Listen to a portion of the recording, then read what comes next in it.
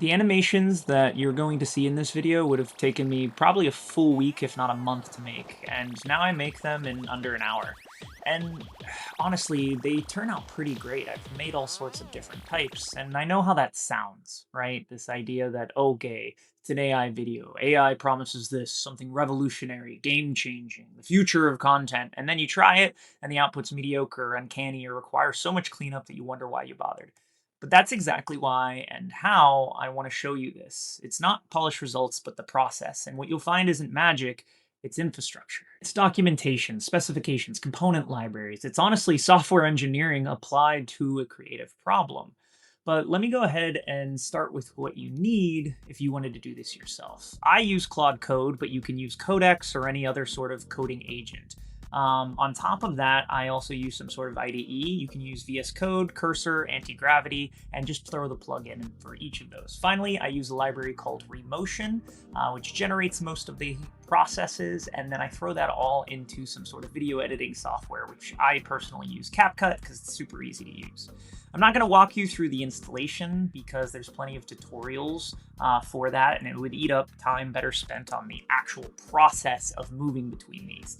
Just know if you have these tools set up and running, everything I'm about to describe to you is available to you. And again, it's not tool specific. The tools actually don't matter themselves. It's the process and how you use them, how they work together.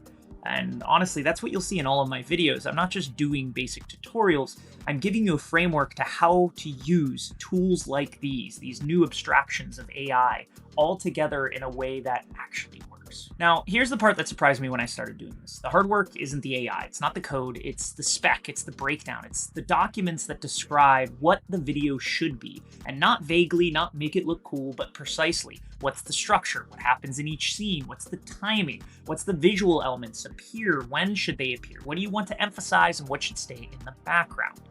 If you ever worked with a designer or an animator, you know this is as a brief. And there's this quote from David Ogilvy. He said, "Give me the freedom of a tight brief," which sounds like a contradiction, but it isn't. When the brief is clear, when it defines the problem precisely, the person executing it knows exactly where they're going. They can focus on solving the problem instead of just sitting there trying to figure out what the problem even is.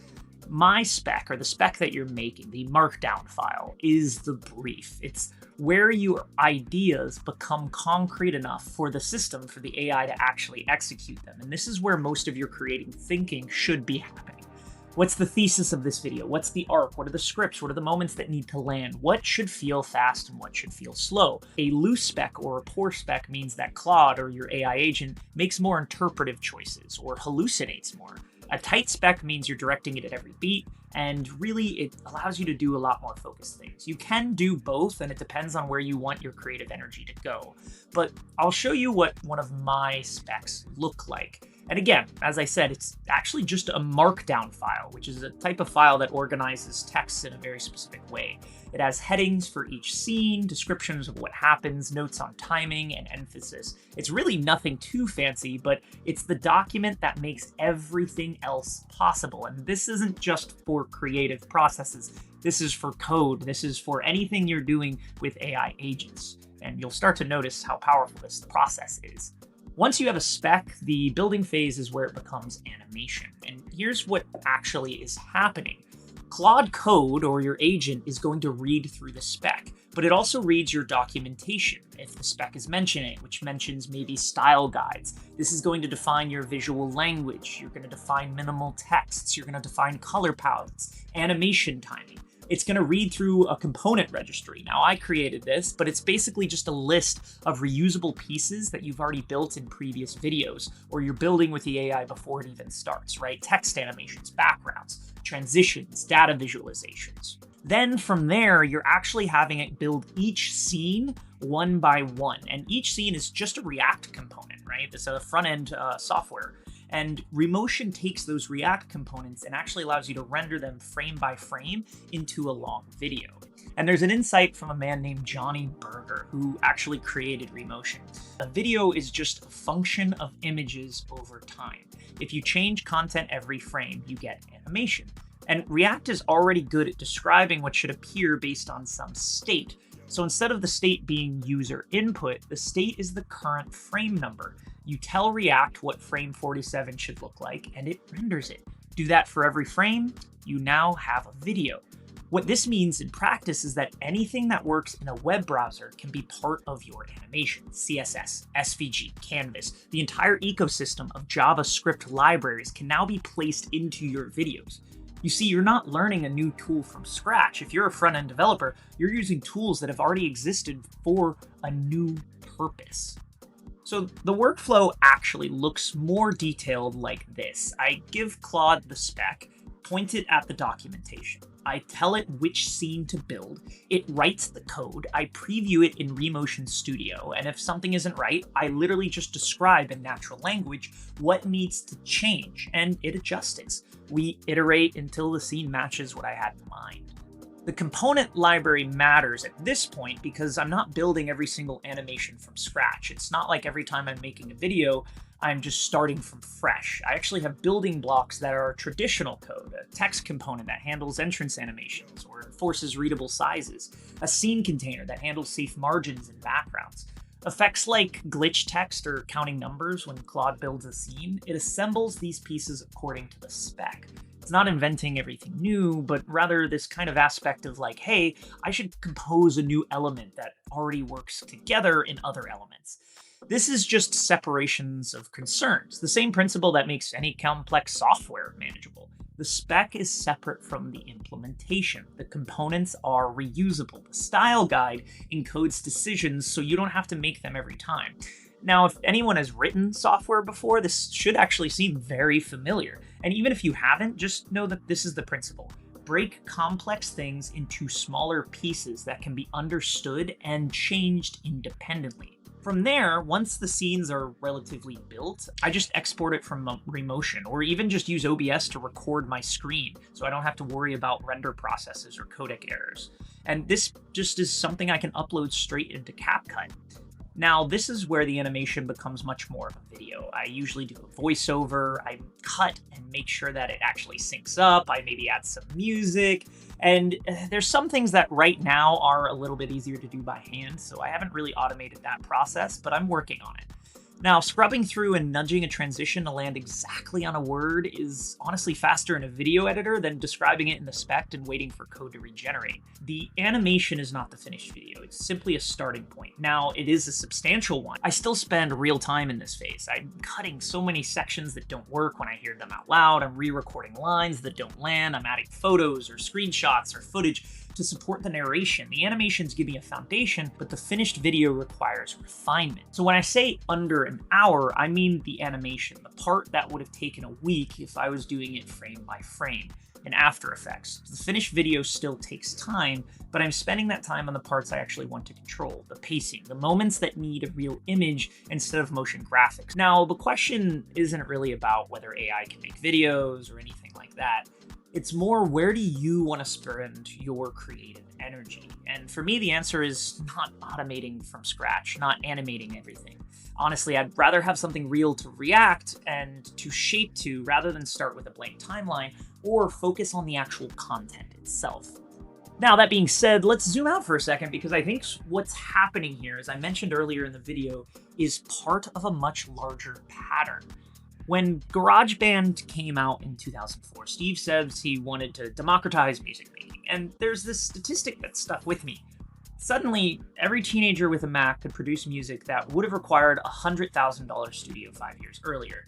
Steve Lacy made tracks for Kendrick Lamar on a cracked iPhone with GarageBand and a $20 iRig. That phone is now in the Smithsonian. Canva did something similar for visual design. Melanie Perkins was rejected by over 100 investors who didn't think design tools for non-designers was a real market. Now 200 million people use it monthly. The pattern is always the same. A tool emerges that gives people access to execution they couldn't do before, not replacing professionals, but letting people who have ideas actually realize them.